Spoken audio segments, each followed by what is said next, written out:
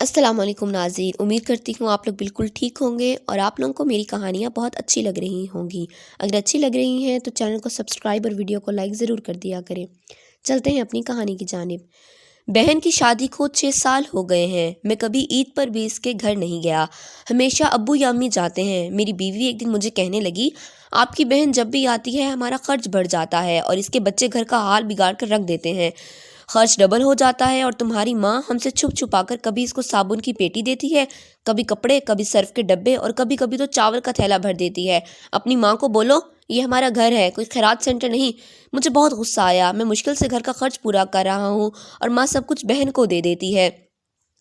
बहन एक दिन घर आई हुई थी। इसके बेटे ने टीवी का रिमोट तोड़ दिया। मैंने माँ से गुस्से में कहा, माँ बहन को बोलो यहाँ ईद पर आया करे बस, और ये जो आप साबुन, सर्फ और चावल का थैला भर देती हैं इसको बंद करें। माँ चुप रही, लेकिन बहन ने सारी बातें सुन ली थीं।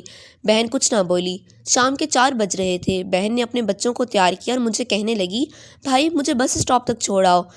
मैंने झूठे मुंह कहा, रह लेती कुछ दिन और, लेकिन वो मुस्कुराई और कहने लगी, नहीं भाई, बच्चों की छुट्टियां ख़त्म होने वाली हैं।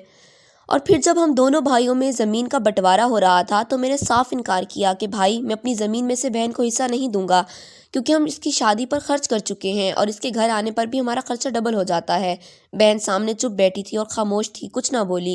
माँ ने कहा, बेटी का भी शरई हक बनता है, लेकिन मैंने गाली देकर कहा, कुछ भी हो जाए मैं बहन को हिस्सा नहीं दूंगा।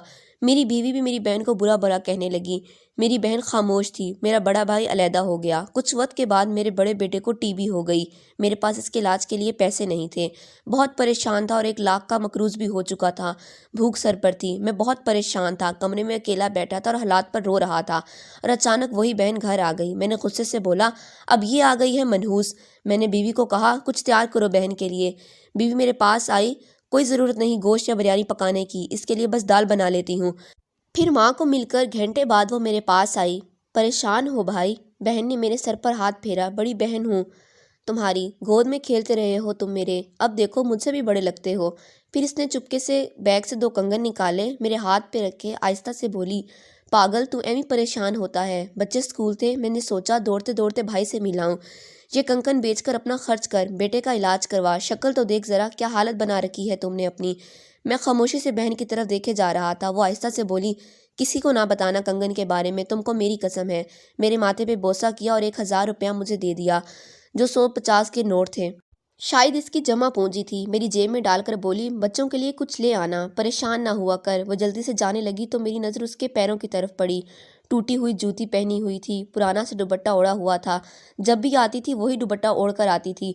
बहन की इस मोहब्बत में मर गया था। हम भाई कितने मतलब परस्त होते हैं, बहनों को पल भर में बेगाना कर देते हैं, और बहनें भाइयों को ज़रा सा दुख देखकर बर्दाश्त नहीं कर सकती।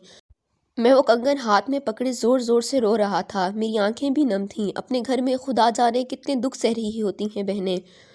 कुछ लम्हे बहनों के पास बैठकर हाल पूछ लिया करें, शायद कि इनके चेहरे पर कुछ लम्हों के लिए एक सुकून आ जाए।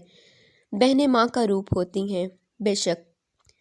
कहानी अच्छी लगी हो तो चैनल को सब्सक्राइब और वीडियो को लाइक ज़रूर कीजिएगा। शुक्रिया।